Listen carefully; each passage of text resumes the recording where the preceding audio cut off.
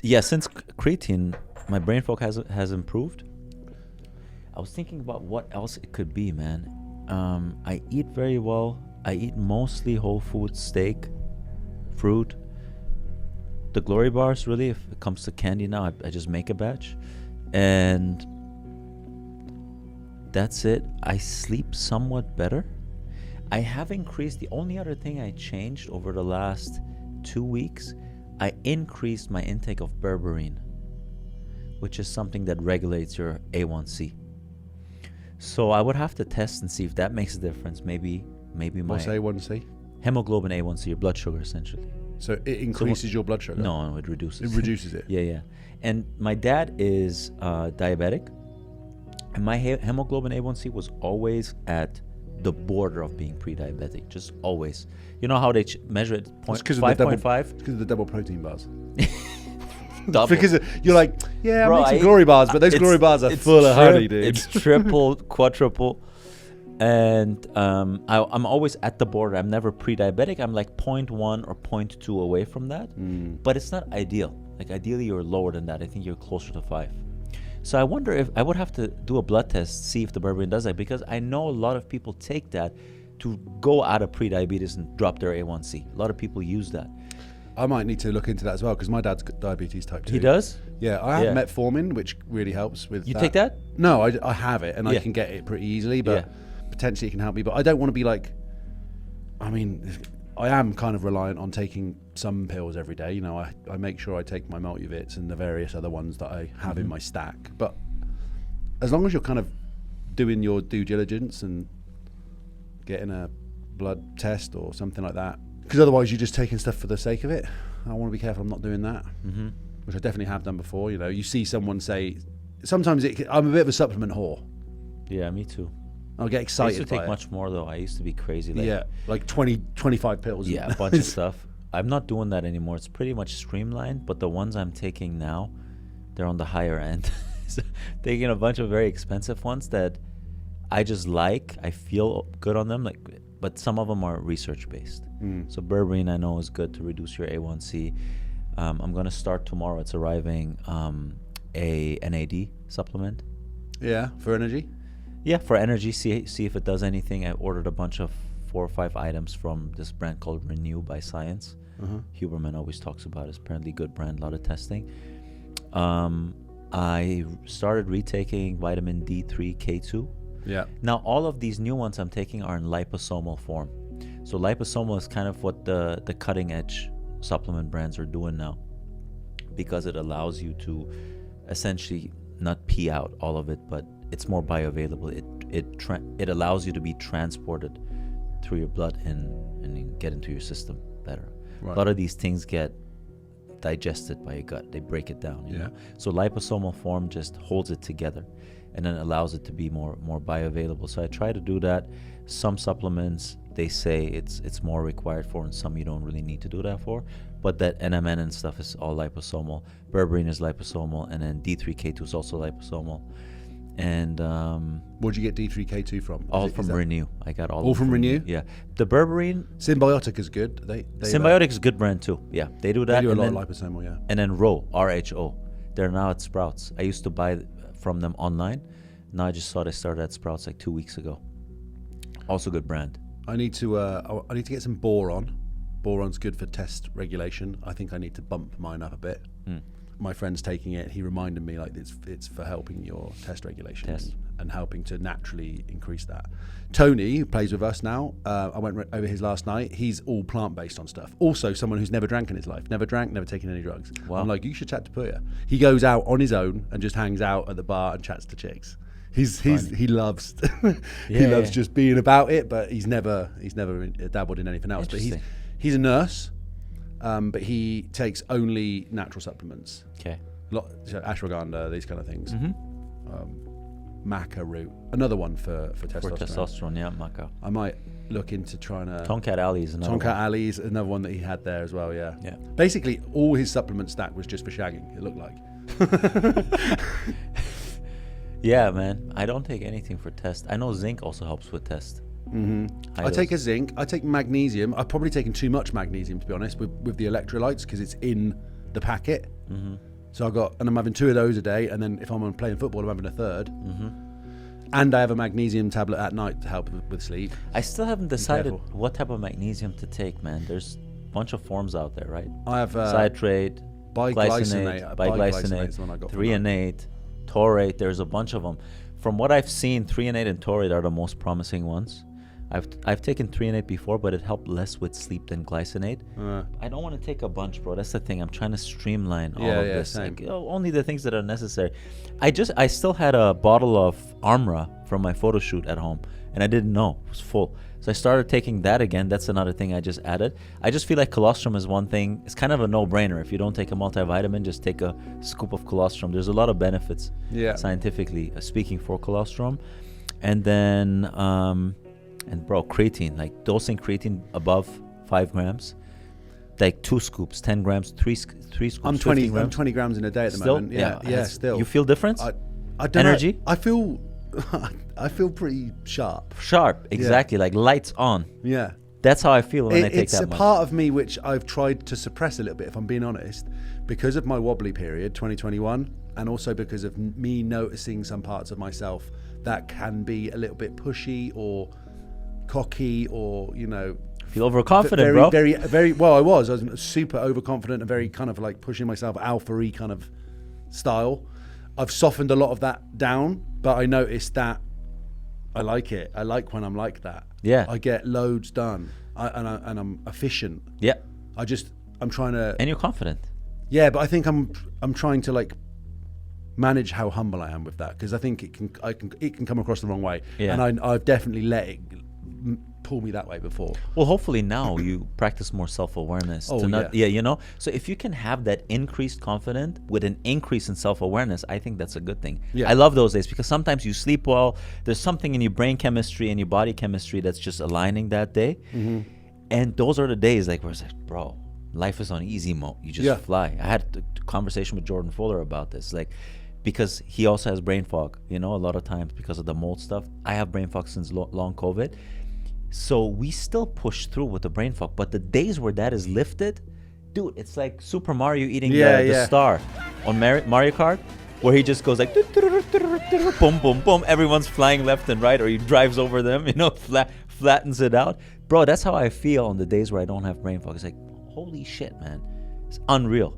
Can you tell what that is now though? Have you enough things in place where you... So now it's been a week or two where I don't have that. I don't know. The thing is, it's been like 2021. The fact that you can't locate what one of the things or two of the things are that might... like on the day where you have a brain fog, can you not go through your day yesterday and locate something? I wish. I'm very self-aware when it comes to things I do, what I eat. Well, yeah, you're massively routine-led. Massively, yeah. So I know exactly what I do, and with the sleeping, I know how much I sleep, I know what I ate. I can't pinpoint that any of those things has a significant impact. So it almost seems, how it is with autoimmune flare-ups, they just flare up. That's the thing about them. Sometimes they can be triggered by something, but sometimes it's just you wake up and it's just one of those days. But bro, knock on wood, man, it's been less and less and less. 2022, a year after I moved to Vegas. And I actually lived in a place at the Meridian where I had mold issues. So I don't know how much of it is long COVID, how much is mold. Are you buying into the mold thing? Who knows? Because it was weird. I woke up at 4 a.m. having brain zaps out of nowhere. Like, it felt like someone is electrocuting me. And I thought it's a stroke, but it wasn't. And I did MRIs and stuff, and I had that again for a second time a week later. And then from there, I just got these muscle twitches, just like, when you're low on magnesium, for example, you get twitches. I just got them randomly everywhere. I still have them now, but way less. I used to have them all the time, different places of my body. So now they're way less, and then the feeling of brain fog has significantly reduced. That was the worst part, bro. Doing lectures or talking to people, or like, connecting with people on photo shoots, going to castings, that's all personality. That's all your energy. The thing is, if you can't kind of keep focused on something, it's brutal. It's brutal, man. And the thing is, it's very hard for you to actually get into a flow when you're subconsciously or consciously preoccupied with the symptoms of your body. That's literally being self-conscious, because you're constantly observing yourself and Oh, now I have this, now I have this, now I feel this. So it's imagine you do this all the time. How can I have an open and creative flow talking to you? Difficult, because you get pulled back by your health all the time.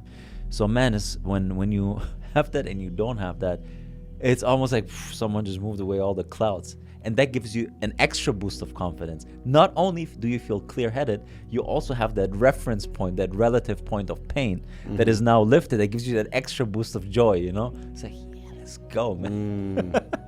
It's significant how much of a difference it makes in your day-to-day. Yeah. And how the contacts that you work with respond to you, how much more easily things resolve. I mean, that tells you so much, man, that energy is really where it's at. Yeah. You know, having people say have positive energy versus having negative energy, that's where it's at, man. The entire outlook on things, on every situation changes. Oh, something happens, distributor is late, or this happened.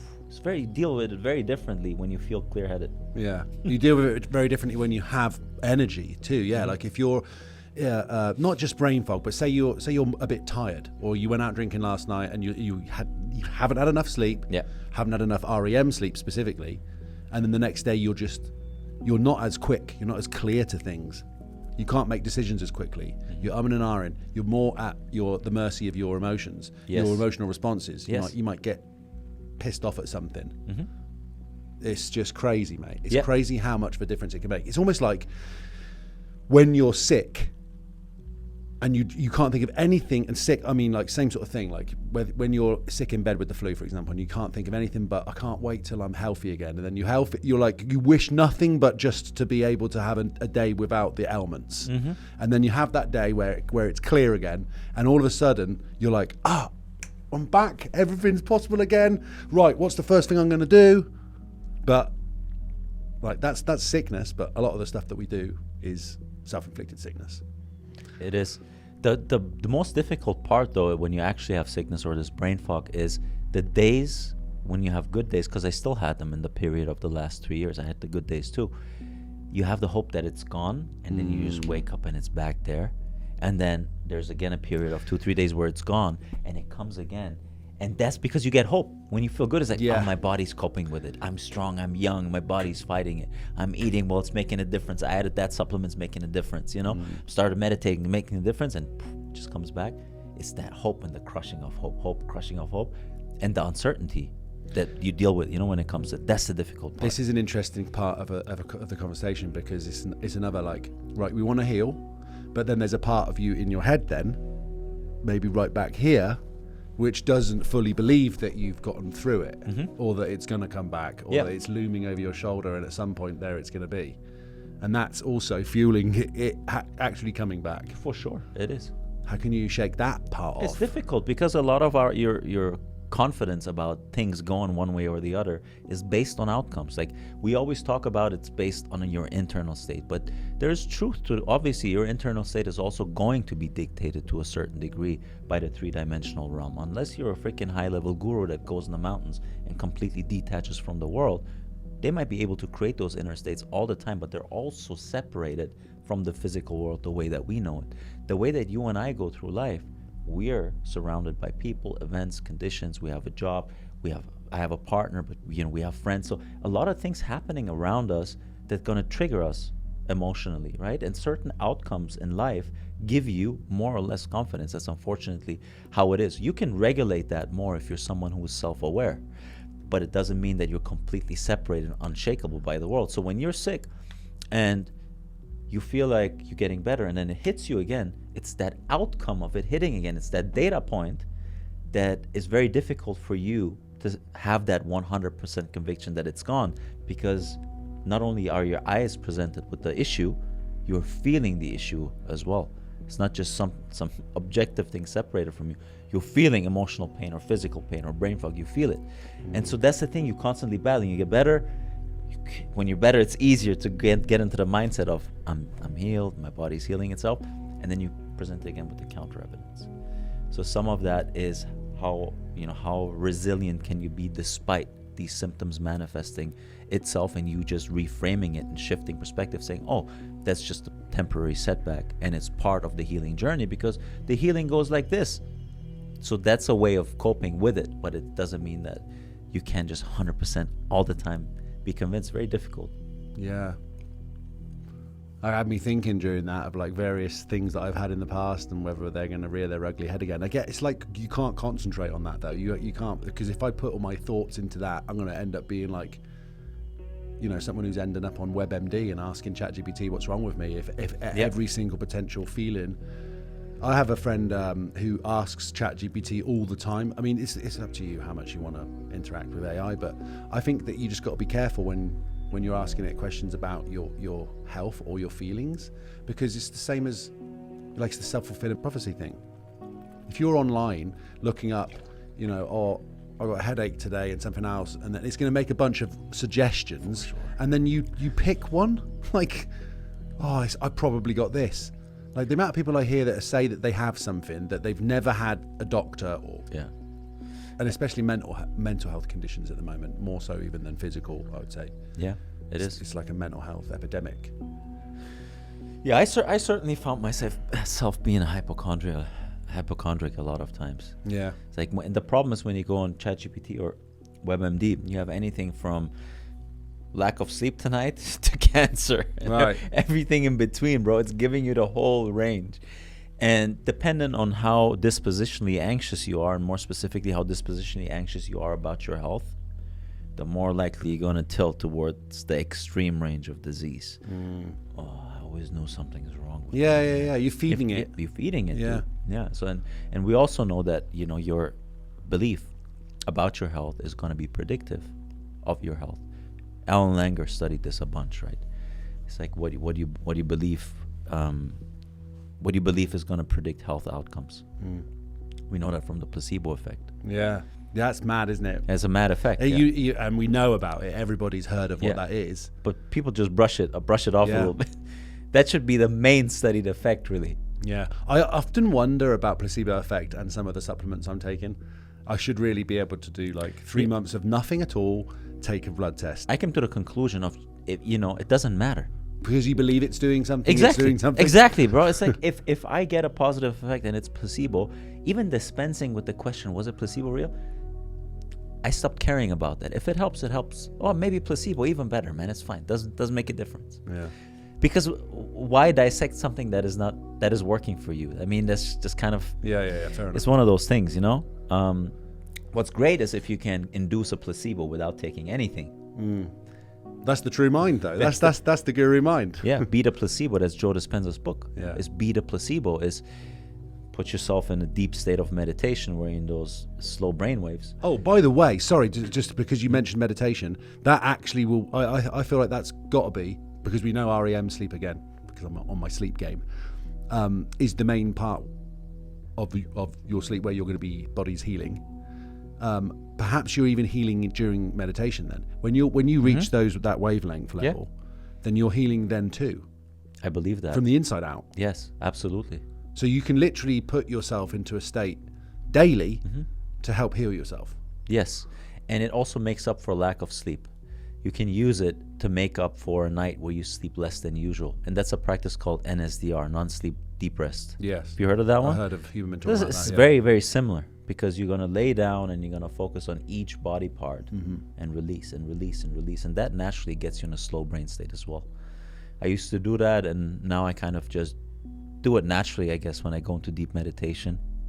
I focus on the different parts of my area and sink into the bed, and then, once I lose the sense of the body, then I focus just more on my on that internal, I guess, state of awareness, that pure source of being, and I lean into that. But that's infinite. That's when you start peeling that layer after layer. Yeah, but there's a beautiful moment. I had something in one of my meditations the other day that I've never had before, which was absolutely fascinating for me. It was about as close to a feeling of synesthesia as I've had in a long while. I had my eyes closed, but I had waves of colour coming through, going over my eyelids. I'm in a dark room with my black things on. Like, there's no reason for me to be seeing colours waving through. And then I heard the voice of God. I was talking directly to it. It wasn't like conversational. Like, I would think of a question and the answer would be like layered within the question of me asking it. It was almost like as I asked it, the answer was given to me. You know, I'm like asking, like, so what am I? And the answer was like, you are love. And it was just crazy. I was in the conversation, but the weirdest thing was that I didn't I felt like I had to kind of hold on to it. I didn't want the conversation to end, clearly. I'm like, because sometimes my praying feels like I'm saying it, but there's not a response. Or I'm saying it out, or I'm saying it to myself, or vice versa. But this was a clear response that I was hearing to any question. And I'm like, I've got the direct line. So I'm like, okay, what's the next? What do I want to know? Like, well, what do you ask? Yeah. So I'm like, what am I? Why am I here? What do I do next? Like, just but it was just the most simple, clear answers. Like, you are love. You share that with everyone. You be the best that you can. You reach your potential. All of the things that we know. But hearing it with my eyes closed, eyes closed, but with these waves of color coming over, it was just fascinating. It's as close to a third eye opening activation, or whatever you want to call it, as I've ever had. How long were you in meditation? I don't know. Well, was it a 10-minute? Was it an hour? No, it was 30, 40 minutes maybe. Fairly quick. And I don't know how quickly I got into that either. I just noticed suddenly, this is strange. Why am I seeing all of these colors? Really? And then I was like, I don't know. I sensed a presence, I suppose, and I just was like, this is my opportunity to ask some questions. Did you do anything? What was the type of meditation you did that day? Do you remember? Just my normal thing, laying on my bed. I think this one I didn't have any sound going on. Oh no, it may have even been brown noise. It may have been something so flat that my brain wasn't engaged in it. Sometimes when I listen to the guided meditations, I guess I'm paying attention to what's happening in them, or I'm listening certainly to what the words are that are being said. But when it goes into the meditation part where it's just, textural ambient soundscape type stuff, maybe there's part of me which is still kind of present with it and listening to it, so to speak, consciously listening. But this time I really fell through all of that, and it was like the veil lifted, or whatever you want to call it. And then I've just been listening to the latest episode of Andre Decum, where he's got a bunch. It's like a best of episode. Okay. And one of the guys was talking about third eye activations, and I think you may do something similar to this, because he mentioned something like staring at an object for a long period, or at least until your eyes water, and then you close them, and then you imagine that object right here. You visualize it. That's Dr. K, Healthy Gamer GG. It was insane. Indian guy. I don't know. I'd have to look up his name. That's him. I'm pretty sure that's him. Trakata likely refers to the yogic practice of gazing, which is connected to the concept of the third eye. It involves focusing on a single point like a candle flame to calm the mind, improve concentration. Yeah, you use it to activate your third eye. I mean, what's your third eye? I mean, what are these things? They're names of things that are apparently parts of whatever. But there's science behind the pineal gland. There's science behind the effects of what these things do. It's so worth looking into that. It's so interesting to read about some of the practices, especially Eastern practices. I was a Western guy for such a long time, just only ever knew about Western medicine, Western way of thinking, Western culture. And since doing my research in other areas of the world, I mean, I would encourage anyone to do that. Yeah. I learn a lot about myself in meditation, and not just in meditation, but how I go about the process of meditating. I think a lot of times I don't get as deep in meditation when I'm trying too hard to get to a deep state of meditation, because it kind of defies the purpose. This is fact, bro. Yeah, because you have to be in the surrender mode, don't exactly. you? To get to that point, you've got just to let go. Well, even the fact that you feel happy is like, oh, my third eye is opening. That prevented you probably from actually having a pineal gland opening, or like an ego death. So you stop yourself the moment you're attaching something to the experience. That's the ego. It's like, oh, I'm being enlightened right now. It's about to happen. Yeah, this is so facts. Bro, I get that too when I meditate. It's like, I'm getting deeper. I'm getting good at meditating. It's like, yeah. I'm putting all these attributes to it, which is the most difficult part, is pulling yourself right out of that again. Yes. The moment it's like, you get this micro thought. It's like, oh, I'm getting deeper. It's like, you're not going any. Yeah, you just are. But then again, when I add a second thought to it, it's like, you're not going anywhere. I'm again defining the purpose. So I need to just cap the speech. Yes. So it's like, so what do? You just try and I cap focus on the the speech. blackness, focus on the darkness, or focus on... Yeah, well, just being without having any endpoint in mind, without having any strategy in mind, without having any attribution to what it is that I'm doing in mind. The moment I'm like, oh, this feels good, don't do that. The moment it's like, oh, I'm going deeper, no, don't do that. Just like essentially put out everything that you're attaching to your state of awareness right now.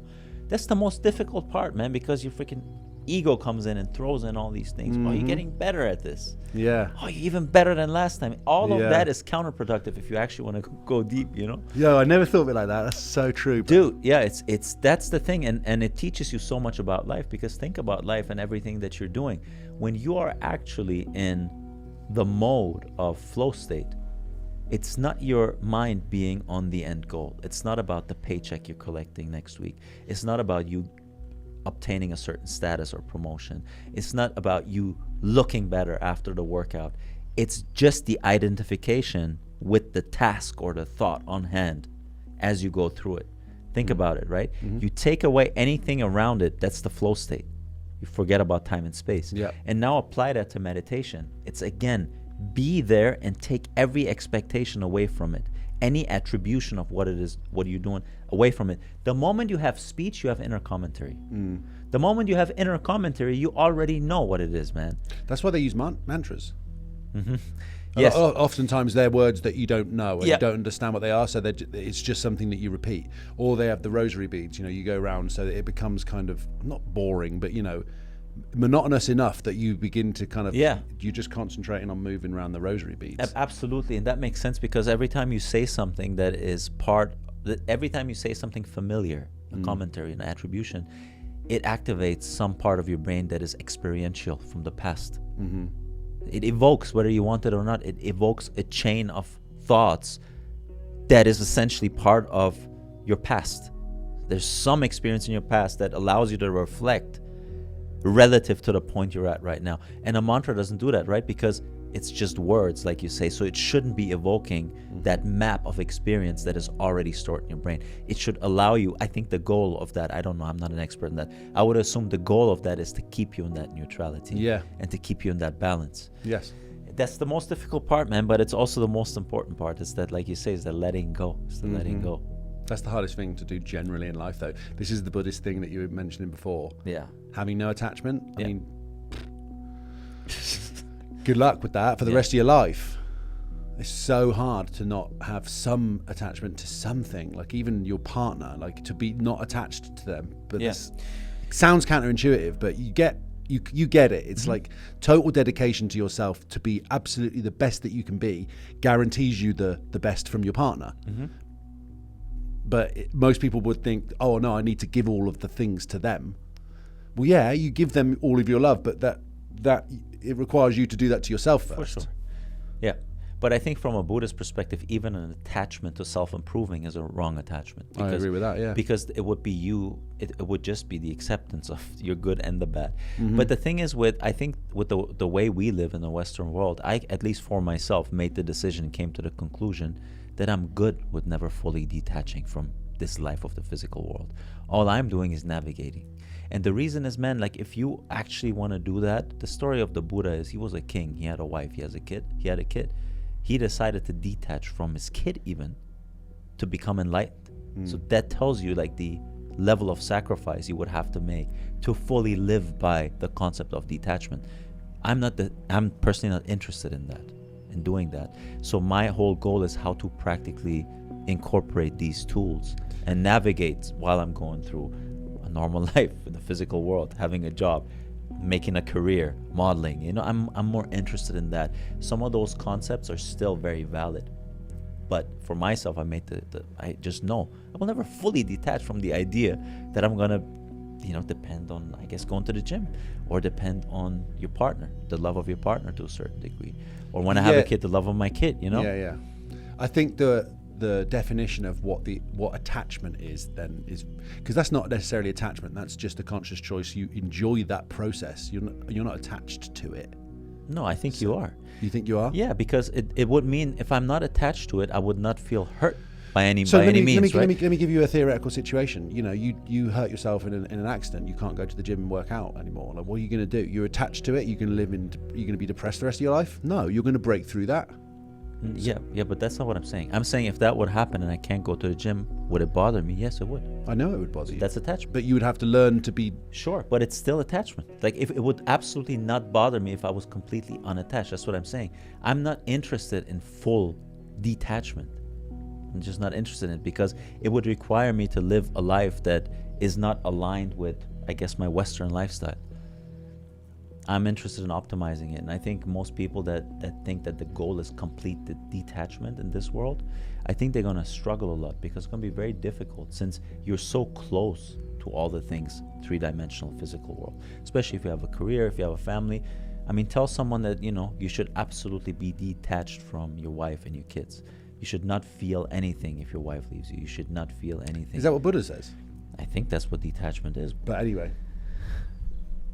There's sacrifice that comes. So whether it's suffering or sacrifice, or letting go, or releasing, or detaching, there's some familiarity amongst those words, and they're present across all of these different verticals. So there's something in that, and perhaps it's not a case of detaching from absolutely everything in life, because what kind of a actual life are you going to be able to lead unless you really want to be sat on a mountain somewhere? Exactly, my point. If you're in and you want to experience the things that we're experiencing here, then cool. But then it's also good to be aware of what you can become attached to and what you're becoming attached to too. I think it's about the degree of attachment and detachment, really.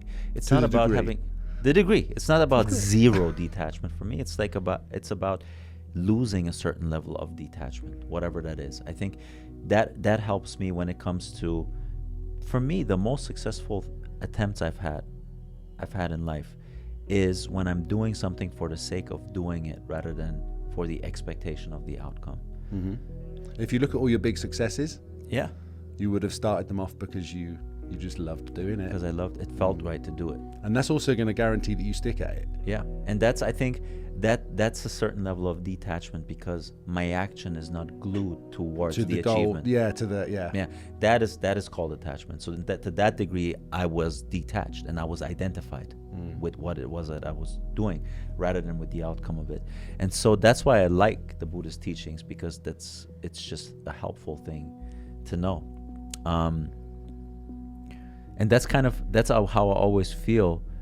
I know I'm in the right place when I'm not thinking about the outcome, like what's at the other side of it. I'm just being that. Our conversations are always like that too. Yeah.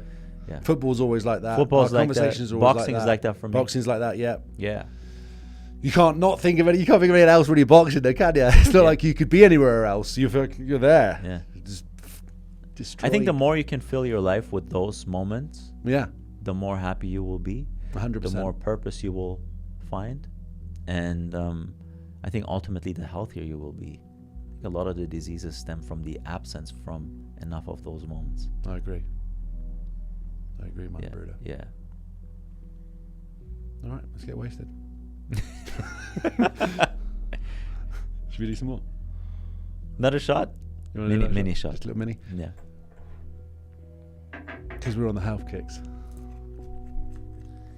Veysel is a German rapper, by the way. Yeah? He's Kurdish, yeah. Is he wicked? Yeah, he's pretty good, man. I like him. Just a little mini. He played in one of my favorite shows called 4 Blocks, German show. That's like a real Kennex show, by the way. 4 Blocks. If you want to know what I talk about when I say Kennex, watch 4 Blocks. Okay. It's about these Kennex in Berlin that doing all these underground stuff, you know? Like a Arab family just ruling the streets, essentially. Bro, I'm not even kidding. This is based on an actual family. Oh, is it a TV show? TV show, 4 Blocks. And Veysel is one of the main characters, but he's also a famous German, Middle Eastern rapper, like Turkish rapper. Okay. And that's the name of the olive oil. Veysel. And the guy's from Turkey, right? Veysel? Your guy? This, yeah. Veysel is a Turkish name. Oh, maybe that's the name of his granddad then. Probably is, yeah. Veysel. All right, well. Buddha. Prost. Prost. Lecker. So lecker, yeah.